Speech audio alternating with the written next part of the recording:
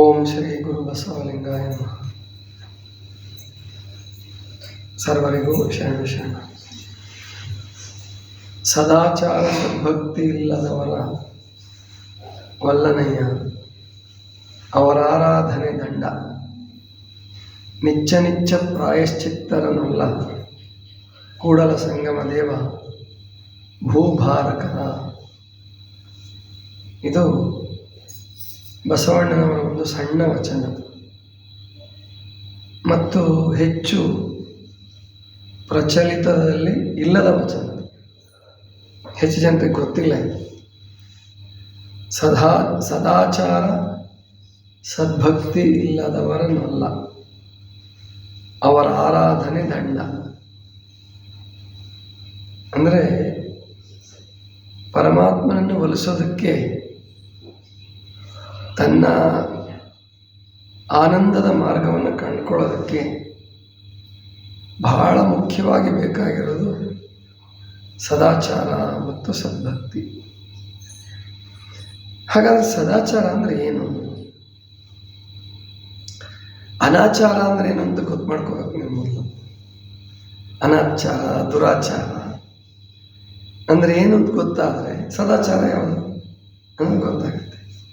ಅನಾಚಾರ ಅಂದರೆ ಯಾವುದು ಗೊತ್ತಿದೆ? ಯಾರಾದ್ರೂ ಹೇಳ್ಬೋದಾ?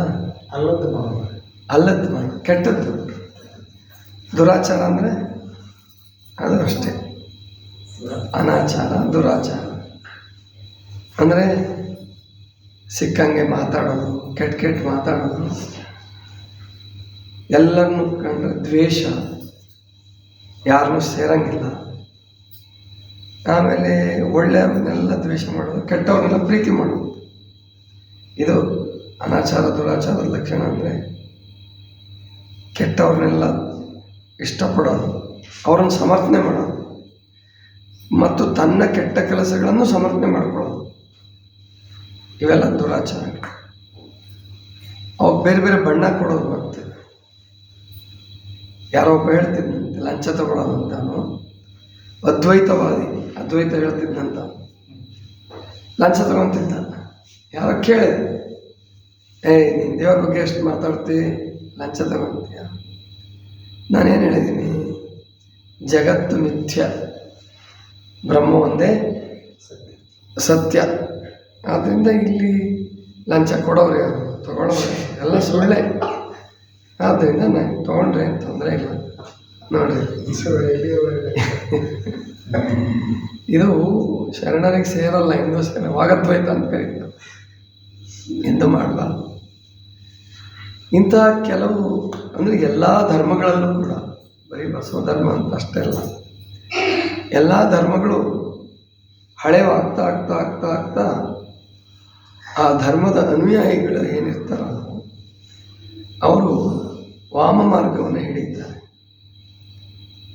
ಎಲ್ಲ ಧರ್ಮಗಳು, ಆ ಧರ್ಮ ಈ ಧರ್ಮ ಅಂತ ಏನಿಲ್ಲ. ಸ್ಥಾಪಿತ ಧರ್ಮಗಳಲ್ಲಿ ಹಳೆಯ ಧರ್ಮ ಅಂದರೆ ನಮ್ಮ ದೇಶದಲ್ಲಿ ಬೌದ್ಧ ಧರ್ಮ ಮತ್ತು ಜೈನ ಧರ್ಮ ಸ್ಥಾಪಿತ ಧರ್ಮಗಳಿವೆ. ವೈದಿಕ ಧರ್ಮ ಅಥವಾ ಸನಾತನ ಧರ್ಮಕ್ಕೆ ಅದಕ್ಕೆ ಸ್ಥಾಪಿತ ಧರ್ಮ ಅಂತ ಹೇಳಲ್ಲ. ಮತ್ತು ಅದಕ್ಕೆ ಒಬ್ಬ ಪ್ರವಾದಿ ಅಥವಾ ಒಬ್ಬ ಗುರು, ಒಬ್ಬ ವ್ಯಕ್ತಿ ಇರೋದಿಲ್ಲ. ಅದಕ್ಕೆ ಈ ಸನಾತನ ಧರ್ಮಕ್ಕೆ ಅಥವಾ ಹಿಂದೂ ಧರ್ಮ ಅಂತ ಈಗೇನು ಕರೀತಾ ಇದ್ದೀರಾ, ಮೊದಲು ಇದಕ್ಕೆ ಹಿಂದೂ ಧರ್ಮ ಅಂತ ಹೇಳ್ತಿರ್ಲಿಲ್ಲ. ಈಗೊಂದು 500 ವರ್ಷದ ಕೆಳಗೆ, 600 ವರ್ಷದ ಕೆಳಗೆ, ಬಸವಣ್ಣವ್ರ ಕಾಲಕ್ಕೂ ಕೂಡ ಇದನ್ನು ಬಳಸ್ತಿರ್ಲಿಲ್ಲ. ಎಲ್ಲಿ ಬಸವಣ್ಣವ್ರ ವಚನಗಳಲ್ಲಿ ಎಲ್ಲಿಯೂ ಕೂಡ ಹಿಂದೂ ಪದದ ಶಬ್ದ ಬಳಕೆ ಆಗಿಲ್ಲ. ಮತ್ತು ವೈದಿಕರು ಕೂಡ, ವೈದಿಕ ಸಾಹಿತ್ಯದಲ್ಲಿ ಭಗವದ್ಗೀತೆಯಲ್ಲಿ ಹಿಂದೂ ಶಬ್ದ ಇಲ್ಲ. ಮತ್ತು ಏನು ಪ್ರಾಚೀನ ಸಾಹಿತ್ಯ ಅಂತ ಏನೇನಿದ್ದಾವೆ, ಉಪನಿಷತ್ತು, ಬ್ರಹ್ಮಸೂತ್ರ, ಹಿಂದೂ ಧರ್ಮದ 3 ಮೂಲ ಗ್ರಂಥಗಳು ಭಗವದ್ಗೀತೆ, ಬ್ರಹ್ಮಸೂತ್ರ, ಉಪನಿಷತ್ತು, ಈ ಎಲ್ಲೂ ಕೂಡ ಹಿಂದೂ ಅನ್ನೋ ಶಬ್ದ ಇಲ್ಲ. ಮುಂದೆ ಈ ದಾಳಿಕೋರರೇನು ಬಂದರು, ಅವರು ಸಿಂಧೂ ನದಿಯನ್ನು ದಾಟಿ ಬರುವಾಗ ಸಿಂಧು ಅಂತ ಅಂತಿರಲಿಲ್ಲ, ಹಿಂದೂ ಅಂತ ಶುರು ಮಾಡೋದು. ಅದು ದಕಾರ ದೊಡ್ಡದಾಗಿರ್ಬೇಕಾಗಿತ್ತು, ಸಣ್ಣದು ಹೇಳೋದು. ಸಿಂಧು ಅದಿರೋದು ಸಿಂಧು, ಅದು ಸಕಾರವಾಗಿ ಹಕಾರ ಆಗಿ ಮಹಾಪ್ರಾಣಧಾವಾಗಿ ಚಿಕ್ಕದಾಗಿ ಅಂದರೆ ಅಲ್ಪ ಪ್ರಾಣವಾಗಿ ಹಿಂದೂ ಆಯಿತು. ಈ ಹಿಂದೂ ಅನ್ನೋದನ್ನು ಒಪ್ಕೊಳ್ತಾರೆ, ತೊಂದರೆ ಇಲ್ಲ. ಹಿಂದೂ, ಸನಾತನ, ವೈದಿಕ ಇವೆಲ್ಲ ಒಂದೇ ಧರ್ಮದ ಬೇರೆ ಬೇರೆ ಹೆಸರುಗಳು. ಆದರೆ ಇದಕ್ಕೊಬ್ಬ ಸ್ಥಾಪಿತ ಗುರು ಅಂತ ಇರೋದಿಲ್ಲ. ಯಹೂದಿ ಧರ್ಮಕ್ಕೂ ಅಷ್ಟೇ. ಪಾಶ್ಚಿಮಾತ್ಯ ದೇಶಗಳಲ್ಲಿ ಯಹೂದಿ ಧರ್ಮಕ್ಕೆ ಸ್ಥಾಪಕ ಇಲ್ಲ, ಅದರ ಪ್ರವಾದಿಗಳಿರ್ಬೋದು. ಈಗ ಹಂಗಿಲ್ಲಿ ಶಂಕರಾಚಾರ್ಯರು, ಮಧ್ವಾಚಾರ್ಯರು, ರಾಮಾನುಜಾಚಾರ್ಯರು ಆಚಾರ್ಯತ್ರಯರಾಗ್ತಾರೆ. ಇನ್ನು ಋಷಿಗಳು ಕೆಲವರು ಹೆಸರು ಹೇಳಿದ್ದಾರೆ, ಕೆಲವರು ಹೆಸರು ಹೇಳಿಲ್ಲ. ಯಾಜ್ಞವಲ್ಕ್ಯ, ಶ್ವೇತಾಶ್ವೇತರ ಇಂಥ ಕೆಲವರು ಋಷಿಗಳ ಹೆಸರು, ಮುನಿಗಳ ಹೆಸರು ಬರುತ್ತೆ. ಸಪ್ತ ಋಷಿಗಳು ಕೂಡ ಇದಕ್ಕೆ ಮೂಲ ಪುರುಷರು ಅಂತ ಹೇಳ್ಬೋದು. ಅಗಸ್ತ್ಯ, ಕಪಿಲ, ವಶಿಷ್ಠ, ವಿಶ್ವಾಮಿತ್ರ, ಆಮೇಲಿಂದ ಕೌಂಡಿನ್ಯ ಅಂತ ಬರ್ತಾನೆ, ಆಮೇಲೆ ಭಾರದ್ವಾಜ, ಸಪ್ತ ಋಷಿಗಳೇನು ಬರ್ತಾರಲ್ಲ ಅವರು ಕೂಡ ಇದರ ಮೂಲ ಪುರುಷರು ಅಂತ ಹೇಳ್ಬೋದು. ಇದು ಸನಾತನ ಅಂದರೆ ಬಹಳ ಜನ ಸನಾತನಿಗಳು ಅಂದ್ಬಿಟ್ರೆ ಮೂಗು ಮುರಿತಾರೆ. ಸನಾತನ, ಸನಾತನಿ ಅಂದರೆ ಬಹಳ ಒಳ್ಳೆಯ ಶಬ್ದ. ಯಾರು ಪರಮಾತ್ಮನ ಅಸ್ತಿತ್ವವನ್ನು ಒಪ್ತಾರೋ ಅವನು ಸನಾತನ, ಸನಾತನಿ. ಪರಮಾತ್ಮನ ಅಸ್ತಿತ್ವವನ್ನು ಒಪ್ಪೋನು ಸನಾತನ ಧರ್ಮ. ದೇವರೊಬ್ಬ ಇದ್ದಾನೆ, ಆದ್ದರಿಂದ ದೇವತೆಗಳು ಇದ್ದಾರೆ, ದೇವರಿರೋದ್ರಿಂದ ದೇವತೆಗಳು, ಇವನ್ನೆಲ್ಲ ಒಪ್ಕೊಳ್ಳೋರು ಸನಾತನಿಗಳು. ಬೌದ್ಧರನ್ನ ಸನಾತನಿಗಳಲ್ಲ ಅಂತ ಹೇಳ್ತಾರೆ, ವೈದಿಕರು ಅಲ್ಲ ಅಂತ ಹೇಳ್ತಾರೆ. ಅವ್ರನ್ನ ಸ್ಥಾಪಿತ ಧರ್ಮ ಬೌದ್ಧರು. ಆದರೆ ಬೌದ್ಧ ಸ್ಪಷ್ಟವಾಗಿ ಹೇಳ್ತಾನೆ, ಬುದ್ಧ ಏತದಮ್ಮೋ ಸನಾತನ, ಏತದಮ್ಮೋ ಸನಾತನ, ಸನಾತನ ಅಷ್ಟೇ. ಎಳಸಾಲ ಏತ ಅಂದರೆ ಇದು, ದಮ್ಮೋ ಧರ್ಮವು ಸನಾತನವಾಗಿದೆ.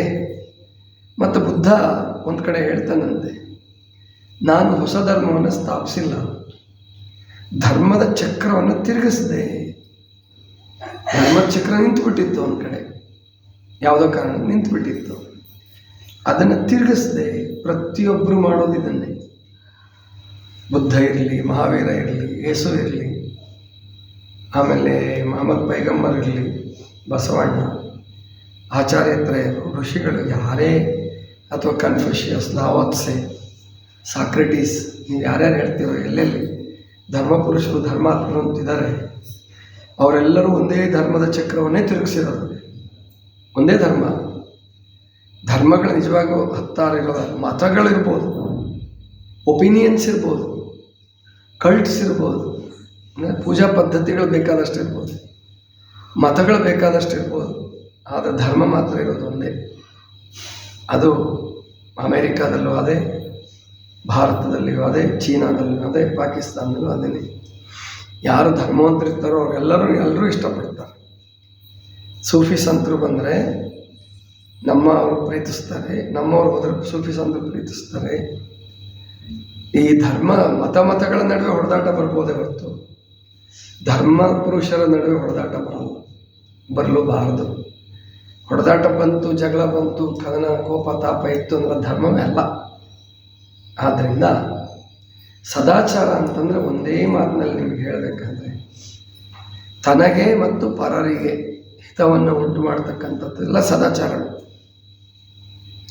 ನೀವು ದಾನ ಮಾಡ್ತಿರೋ, ಸ್ವಚ್ಛತೆ ಮಾಡ್ತಿರೋ, ಹಸಿದವ್ರಿಗೆ ಅನ್ನ ಕೊಡ್ತಿರೋ, ಬಟ್ಟೆ ಕೊಡ್ತಿರೋ, ಏನು ಮಾಡ್ತಿರೋ ಗೊತ್ತಿಲ್ಲ, ಇನ್ನೊಬ್ರಿಗೂ ಹಿತ ಉಂಟು ಮಾಡಿ ನಿಮಗೂ ಹಿತ ಆಗ್ತಿತ್ತು ಅಂದರೆ ಅದು ಸದಾಚಾರ. ನಿಮಗೆ ಮೊದಲು ತಾತ್ಕಾಲಿಕವಾಗಿ ಏನೋ ಅಹಂಕಾರ ಉಂಟು ಮಾಡಿ ಬೇರೆಯವ್ರಿಗೆ ಅನ್ಯಾಯವನ್ನೇ ಉಂಟು ಮಾಡಿ ಕಡೆಗೆ ನಿಮಗೂ ತಾಪ ಮಾಡ್ತಕ್ಕಂಥದ್ದು, ಹಳ್ಳಕ್ಕೆ ಬೀಳಿಸ್ತಕ್ಕಂಥದ್ದು ಇದೆಯಲ್ಲ, ಅನಾಚಾರ, ದುರಾಚಾರ. ಅದಕ್ಕೆ ಸದಾಚಾರ ಸದ್ಭಕ್ತಿ ಇಲ್ಲದವರನ್ನು ಅಲ್ಲ. ಅಂದರೆ ಇಲ್ಲಿ ಕೆಲವರು ಏನು ಮಾಡ್ತಿದ್ರು ಅಂದರೆ, ಬಸವಣ್ಣವ್ರಿಗಿಂತ ಪೂರ್ವದಲ್ಲಿ ಮತ್ತು ಬಸವಣ್ಣವ್ರ ನಂತರ ಕೂಡ ಅಂಥವ್ರು ಒಪ್ಕೊಂಡ್ರು, ಇವತ್ತಿಗೂ ಇದ್ದಾರೆ, ಯಾವತ್ತಿಗೂ ಇರ್ತಾರೆ. ಇಂದು ಇದ್ದರು ಈ ತಾಂತ್ರಿಕರು ಅಂತ ಕರೀತಾರೆ. ಕಾಪಾಲಿಕರು ಅಂತ ಹೇಳ್ತಾರೆ. ವೈಷ್ಣವರಲ್ಲೂ ಕೂಡ ಎಲ್ಲ ಧರ್ಮದಲ್ಲೂ ಇಂಥವ್ರು ಇರ್ತಾರೆ. ಅಂದರೆ ಅವರು ವಾಮಮಾರ್ಗಿಗಳು. ಎಲ್ಲದೂ ತಿನ್ನೋದು, ಕುಡಿಯೋದು ಮತ್ತು ಯಾವುದನ್ನು ಬಿಡಂಗಿಲ್ಲ. ಆದರೆ ದೇವರು ಒಳ್ಳೆಯದು ನಮಗೆ ಅಂತ ತಿಳ್ಕೊಂಡ್ಬಿಡ್ತಾರೆ. ನಾವು ಎಲ್ಲದನ್ನು ಬಿಟ್ಟಿರೋರು ಸ್ಮಶಾನದಲ್ಲಿ ವಾಸ ಮಾಡ್ತೀವಿ, ಯಾವುದಕ್ಕೂ ಅಂಟ್ಕೊಂಡಿಲ್ಲ ನಾವು. ಆದ್ದರಿಂದ ಶಿವ ನಮ್ಮಂಗೆ ಸ್ಮಶಾನವಾಸಿ. ಆದ್ದರಿಂದ ದೇವರು ಒಳ್ಳೆಯದು ನಮಗೆ. ತರಂಗಿಣಿಯಲ್ಲಿ ಮಾತಾಜಿಯವರು ಬಹಳ ಅದ್ಭುತವಾದ ಪ್ರಸಂಗ ತಗೊಳ್ತಾರೆ. ಮಹಾದೇವ್ಯಕ್ಕ ಶ್ರೀಶೈಲಕ್ಕೆ ಹೋಗ್ಬೇಕಾದ್ರೆ, ಕದಳಿವನಕ್ಕೆ ಹೋಗ್ಬೇಕಾದ್ರೆ ದಾರಿಯಲ್ಲಿ ಒಬ್ಬ ಸಿಗ್ತಾನೆ, ಕಾಪಾಲಿಕ. ಮಠಕ್ಕೆ ಹೋಗ್ತಾರಲ್ಲಿ, ಆ ಮಠದಲ್ಲಿ ಆಶ್ರಯನ ಕೊಡ್ತಾರೆ. ಅವ್ರದ್ದು ಅದೇ ಗಾಂಜಾ ಸೇದೋದು, ಕುಣಿಯೋದು, ಮಸ್ತಾಗಿ ಸರಾಯಿ ಕುಡಿಯೋದು, ದೇವರು ಒಳ್ಳೆಯದು ನಮಗೆ ಅನ್ನೋ ಭ್ರಮೆಯಲ್ಲಿರ್ತಾರೆ. ಮಹಾದೇವಕ್ಕ ಅವನು ತಿದ್ದಿ ಬಹಳ ಚೆನ್ನಾಗಿ ಹೇಳ್ತಾರೆ. ಕರೆಗೆ ಮಹಾದೇವಕ್ಕನಿಗೆ ಮಹಾದೇವಕ್ಕನ ಮಾತನ್ನು ಕೇಳಿ ಆ ಗುರುಗಳ ಪರಿವರ್ತನೆ ಆಗ್ತಾರೆ. ಈ ಥರದವರು ಇದ್ದರು ನಮ್ಮ ಈಗಲೂ ಇದ್ದಾರೆ. ಹಿಮಾಲಯದ ಭಾಗಕ್ಕೆ ಹೋದರೆ ನೀವು ಎಲ್ಲ ಥರದವರು ಸಿಗ್ತಾರೆ, ಎಲ್ಲ ಥರದವರು ಸಿಗ್ತಾರೆ. ಕುಂಭಮೇಳಕ್ಕೆ ಹೋಗ್ಬಿಟ್ರಂತೂ ನಿಮಗೆ ಇಂಥವ್ರು ಸಿಗಂಗಿಲ್ಲ ಅಂತ ಹೇಳೋದು. ಎಲ್ಲ ಥರದವರು ಸಿಗ್ತಾರೆ. ಬತ್ತಲಿರೋರು ಸಿಗ್ತಾರೆ, ಬಟ್ಟೆ ಹಾಕ್ಕೊಂಡಿರೋರು ಸಿಗ್ತಾರೆ, ನಿಲುವಂಗಿ ಹಾಕ್ಕೊಂಡಿರೋರು ಸಿಗ್ತಾರೆ, ಬಂಗಾರದ ಕಿರೀಟ ಹಾಕ್ಕೊಳ್ಳೋರು ಸಿಗ್ತಾರೆ, ಬೋಳಾಗಿರೋ ತಲೆ ಜಟೆ ಬಿಟ್ಟಿರೋರು ಸಿಗ್ತಾರೆ, ಎಲ್ಲ ಥರದವರು ಸಿಗ್ತಾರೆ. ಆದರೆ ಬಸವಣ್ಣವರು ಹೇಳೋದು ಸ್ಪಷ್ಟವಾಗಿ, ಸದಾಚಾರವೇ ಪರಮಾತ್ಮನ ಉಳಿಸುವ ಸಾಧನ. ಅವರು ಅನಾಚಾರ ಮಾಡಿ ಸಮರ್ಥನೆ ಮಾಡೋರು ಕೂಡ ಇವತ್ತಲ್ಲ ನಾಳೆ ಯಾವತ್ತಾದರೂ ಒಂದು ದಿವಸ ಈ ಮಾರ್ಗಕ್ಕೆ ಬರಲೇಬೇಕು, ಸನ್ಮಾರ್ಗಕ್ಕೆ ಬರಲೇಬೇಕು. ಸದಾಚಾರ ಮತ್ತು ಸದ್ಭಕ್ತಿ. ಸದ್ಭಕ್ತಿ ಅಂದರೆ ಏನು? ಸದಾಚಾರ ಅಂದರೆ ಗೊತ್ತಾಯಿತು, ನಮಗೂ ಹಿತವನ್ನು ಉಂಟು ಮಾಡಿ ಪರರಿಗೂ ಹಿತವನ್ನು ಉಂಟು ಮಾಡ್ತಕ್ಕಂಥದ್ದು ಸದಾಚಾರ. ಸದ್ಭಕ್ತಿ ಅಂದರೆ ಹಾಗಾದರೆ ಸದ್ಭಕ್ತಿ ಅಂದರೆ ಭಕ್ತಿ ಇದೆ, ಮೂಢಭಕ್ತಿ ಇದೆ, ಉಗ್ರ ಭಕ್ತಿ ಇದೆ. ಈಗ ಅವನು ಕಣ್ಣಪ್ಪ ಕಣ್ಣು ಕೊಟ್ಟ ದೇವರಿಗೆ ಅಂತ ಬರ್ತದೆ. ಸಿರಿಯಾಳ ಮಗನನ್ನೇ ಕತ್ತರಿಸ್ದ, ಮಗನನ್ನೇ ಬಲಿ ಕೊಟ್ಟು ಅಡುಗೆ ಮಾಡ್ದ. ಅವನ ಗುರುನೂ ಕೂಡ ಅಲ್ಲಿ ಬರೆದಿರೋ ಕಥೆ. ಆ ಗುರು ಬಂದು ಆ ಮಗುವನ್ನು ಮತ್ತೆ ಬದುಕಿಸ್ದ. ಇರ್ಬೋದು, ಇಂಥ ಸಿದ್ಧಿನೂ ಇರ್ಬೋದು, ನನಗೆ ಗೊತ್ತಿಲ್ಲ. ಆದರೆ ಸದ್ಭಕ್ತಿ ಮಾರ್ಗಗಳಲ್ಲ ಇವು. ಬಸವಣ್ಣವ್ರು ಹೇಳ್ತಾರೆ, ಇದನ್ನು ಬೇಡುವಾತ ಈ ಥರ ಬೇಡಿದ್ರೆ ಅವನ ಜಂಗಮ ಅಲ್ಲ, ಇದನ್ನು ಕೊಟ್ಟರೆ ಅವನ ಭಕ್ತನೂ ಅಲ್ಲ. ಈ ಥರ ಅದಕ್ಕೆ ಹಲವು ಪ್ರಭುಗಳು ಕೂಡ ಬಸವಣ್ಣವ್ರ ಬಗ್ಗೆ ಹೇಳುವಾಗ ಒಂದು ವಚನ ಹೇಳ್ತಾರೆ, ಸಿರಿಯಾಳ ಚಂಗಳೆಯರಂತೆ ಶಿಶುವಧೆಯ ಮಾಡಿದವನಲ್ಲ, ಸಿಂಧು ಬಲ್ಲಾಳನಂತೆ ಏನದಕ್ಕೆ ಏನೋ ಶಬ್ದ ಬಳಸ್ತಾರೆ, ಭಾಳ ಒಳ್ಳೆಯ ಶಬ್ದ ಬಳಸ್ತಾರೆ ಅವರು. ಆ ರೀತಿ ಅಂದರೆ ಕಾಮುಕತನವ ಮಾಡಿದವನಲ್ಲ, ಕರೆಕ್ಟ್. ಸಿಂಧು ಬಲ್ಲಾಳನಂತೆ ಕಾಮುಕತನವ ಮಾಡಿದವನಲ್ಲ. ಬೊಮ್ಮಯ್ಯ ಕಣ್ಣಪ್ಪರಂತೆ ಪ್ರಾಣಿವಧೆಯ ಮಾಡಿದವನಲ್ಲ. ಗುಹೇಶ್ವರ, ನಿಮ್ಮ ಶರಣ ಸಂಗನ ಬಸವಣ್ಣ ನಿಮ್ಮ ಭಕ್ತರಿಗಿದ ತೊಡಕು. ನಿಮ್ಮ ಶರಣ ಸಂಗನ ಬಸವಣ್ಣ ನಮ್ಮ ಶರಣರಿಗೆಲ್ಲ ತೊಡಕು ಅಂದರೆ ಅವನ ಸದಾಚಾರವನ್ನೇ ಹೇಳೋದು.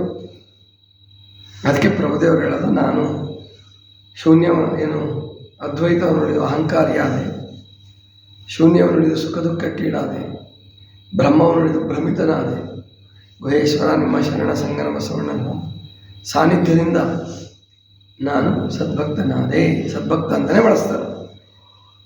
ಅಂದರೆ ವಾಮ ಮಾರ್ಗದ ಭಕ್ತಿ, ಉಗ್ರ ಭಕ್ತಿ, ಮೂಢಭಕ್ತಿ ಇದು ಬಸವಾದಿ ಪ್ರಮುಖರು ಒಪ್ಪುವ ಮಾರ್ಗ ಅಲ್ಲ, ಬಸವಣ್ಣವರು ಒಪ್ಪುವ ಮಾರ್ಗ ಅಲ್ಲ. ಶಾಂತಿ, ಸಹನೆ. ಈಗ ಹೇಳೋದ್ರಲ್ಲ, ಶಿವಕುಮಾರ್ ಅವರೊಂದು ಅದ್ಭುತ ವಚನ ಹೇಳಿದರು, ವಿನಯ ಹೇಳಿದರು, ನೀವು ಹೇಳಿದ್ರಲ್ಲ, ಭಾಳ ಅದ್ಭುತವಾದ ವಚನ.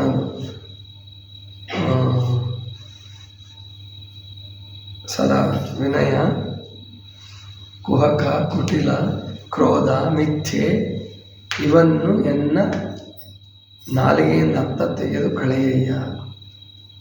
ಕುತ್ಸಿತ, ಕುಟಿಲ, ಕುಹಕ, ವಿನಯ ಅಲ್ಲ, ಕುತ್ಸಿತ, ಕುಟಿಲ ಈ ಸಿಕ್ತ ಅದು ವಾಟ್ಸಪ್ಪಲ್ಲಿ ತೊಗೊಂಡು ಹೇಳಕ್ಕೆ ಕಾಣುತ್ತೆ.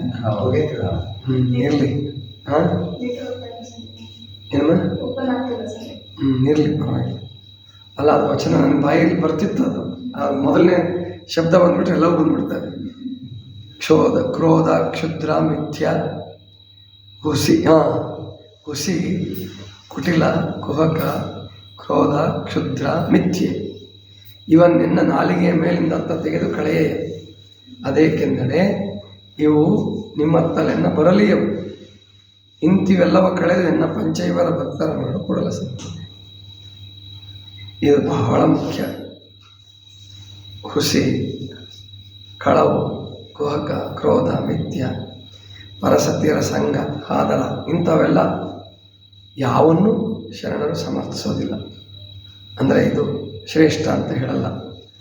ಆದ್ದರಿಂದ ಸದ್ಭಕ್ತಿ, ಸದಾಚಾರ, ಸದ್ಭಕ್ತಿ ಇಲ್ಲದವರನ್ನಲ್ಲ. ಅವರ ಆರಾಧನೆ ದಂಡ.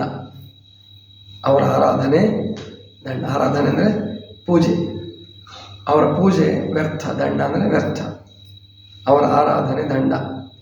ನಿತ್ಯ ಪ್ರಾಯಶ್ಚಿತ್ತರನ್ನಲ್ಲ. ಕೂಡಲ ಸಂಗಮ ದೇವ ಭೂಭಾರಕರ. ನಿತ್ಯ ಪ್ರಾಯಶ್ಚಿತ್ತರು ಅಂದರೆ ಗೊತ್ತಾ? ಪಾಪ ಮಾಡೋದು, ದೇವ್ರ ಹತ್ರ ಹೋಗ್ಬಿಡೋದು, ಪ್ರದಕ್ಷಿಣೆ ಮಾಡೋದು, ನಮಸ್ಕಾರ ಮಾಡೋದು, ಅಥವಾ ಉಂಡಿಗೆ ಕಾಣಿಕೆ ಹಾಕೋದು, ಏನೋ ಹರಕೆ ಹೊತ್ಕೊಂಡು ತೀರಿಸ್ಬಿಡೋದು. ಅದೇ ಹೇಳ್ತೀವಿ, ನೋಡ್ತಿರ್ತೀವಿ ನಾವು. ಬೆಂಗಳೂರಿಂದ ತಿರುಪತಿಗೆ ಖಾಲಿ ಇರೋಲ್ಲ ರೋಡು. ಶನಿವಾರ ಭಾನುವಾರ, ಶನಿವಾರ ಹೋಗೋರು, ಭಾನುವಾರ ದಿವಸ ಬರೋರು, ಖಾಲಿ ಇರೋಂಗಿಲ್ಲ. ಅಷ್ಟು ಜನ ಎಲ್ಲ ಸದ್ಭಕ್ತರಾಗ್ಬಿಟ್ಟಿದ್ದರೆ ಇವತ್ತು ಕರ್ನಾಟಕ ಅಲ್ಲ, ಇಡೀ ಭಾರತನೇ ಉದ್ಧಾರ ಆಗೋರು. ಗೊತ್ತಾಯ್ತಲ್ವಾ? ಹಂಗಾಗಲ್ಲ. ಮತ್ತೆ ಪಾಪ ಮಾಡೋದು, ಮತ್ತೆ ದೇವರ ಹತ್ರ ಹೋಗೋದು, ಇದು ಸರಿಯಾದ ಕ್ರಮ ಅಲ್ಲ. ನಿತ್ಯ ಪ್ರಾಯಶ್ಚಿತ್ತರನ್ನಲ್ಲ. ಕೂಡಲ ಸಂಗಮ ದೇವ ಭೂಭಾರಕರು ಅಂತ ಹೇಳ್ತಾರೆ. ಅಂಥವರಿಂದ ಭೂಮಿಗೆ ಭಾರವೇ ಹೊರತು ಅವರಿಂದ ನಿಜವಾದ ಪ್ರಗತಿ ಸಾಧ್ಯ ಇಲ್ಲ, ಆಧ್ಯಾತ್ಮಿಕ ಪ್ರಗತಿ ಸಾಧ್ಯ ಇಲ್ಲ.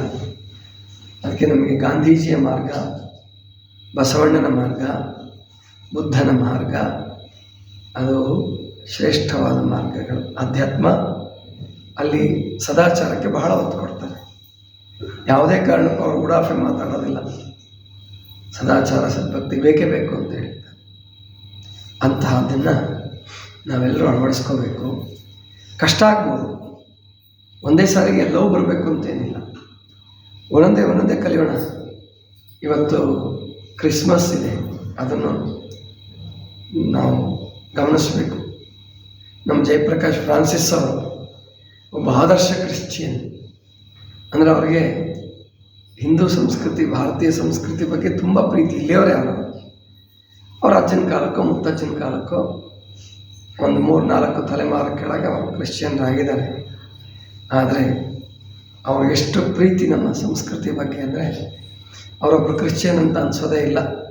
ಅಷ್ಟು ಚೆನ್ನಾಗಿ ಎಲ್ಲರ ಜೊತೆ ಹೊಂದ್ಕೊತಾರೆ. ಮತ್ತು ಅವರ ಕ್ರಿಶ್ಚಿಯನ್ ಧರ್ಮವನ್ನು ಕೂಡ ನಿಷ್ಠೆಯಿಂದ ಪಾಲಿಸ್ತಾರೆ. ಅದ್ರ ಬಗ್ಗೆ ಉಡಾಫೆ ಇಲ್ಲ ಅವರಿಗೆ, ಅದರ ಬಗ್ಗೆ ತಿರಸ್ಕಾರ ಇಲ್ಲ. ಅದನ್ನು ಶ್ರದ್ಧೆಯಿಂದ ಪಾಲಿಸ್ತಾರೆ, ಎಲ್ಲರನ್ನೂ ಪ್ರೀತಿಸ್ತಾರೆ. ಪ್ರತಿಯೊಬ್ಬರು ಈಗಿನ ಕಾಲಕ್ಕೆ ಪ್ರತಿಯೊಬ್ಬ ಧರ್ಮೀಯರು ಕಲಿಬೇಕಾದನೇ, ಪ್ರತಿಯೊಬ್ಬ ಮತ ಪಂಥದವರು ಕಲಿಬೇಕಾದ ಅದನ್ನೇ. ಯೇಸು ಕ್ರಿಸ್ತ ಕೂಡ ಅಷ್ಟೇ ಸದಾಚಾರಕ್ಕೆ ಒತ್ತು ಕೊಟ್ಟಿದ್ದು.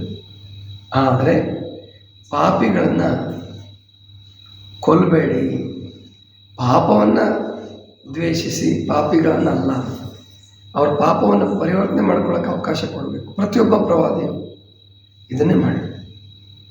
ಪಾಪಿಗಳನ್ನು ಅವರು ತಿರಸ್ಕಾರ ಮಾಡಲಿಲ್ಲ, ಕೊಲ್ಲಲಿಲ್ಲ. ಅವರು ಆ ಪಾಪವನ್ನು ಕ್ಷಮಿಸಿ ಅವರಿಗೆ ಪರಿವರ್ತನೆ ಮಾಡಿದ್ರು, ಪರಿವರ್ತನೆ ಮಾಡೋಕ್ಕೆ ಅವಕಾಶ ಕೊಟ್ಟರು, ಮಾಡ್ಕೊಳ್ಳೋಕೆ ಅವಕಾಶ ಕೊಟ್ಟರು. ಇದು ಶಾಂತಿ ಧರ್ಮ. ನಮಗೆ ಚಿಕ್ಕವನಿದ್ದಾಗ ಒಂದು ಬೈಬಲ್ ಗ್ರಂಥ ಇತ್ತು, ಈಗಲೂ ಇರಬೇಕು, ಎಲ್ಲ ಇದೆ, ನಮ್ಮ ಲೈಬ್ರರಿ ಇದೆ. ಅದರ ಹೆಸರೇ ಏನಿಟ್ಟಿದ್ದಾನೆ, ಶಾಂತಿ ಮಾರ್ಗ ಅಂತಲೇ ಇದೆ ಬೈಬಲ್. ಮೊದಲಿಗೆ ಹೆಡ್ಡಿಂಗೆ ಶಾಂತಿ ಮಾರ್ಗ. ಎಷ್ಟು ಖುಷಿ ಅನಿಸುತ್ತೆ. ಚಿಕ್ಕವರಿಂದ 4ನೇ ಕ್ಲಾಸ್ಗೆ ಸಿಕ್ಕಿತ್ತು ನನಗದು. ಶಾಂತಿ ಮಾರ್ಗ ಕನ್ನಡದಲ್ಲೇ ಇದೆ, ಬ್ರೈಲ್ ಲಿಪಿನಲ್ಲಿದೆ. ಅಂದರೆ ಶಾಂತಿ ಮಾರ್ಗಗಳೇ ಇವೆಲ್ಲ.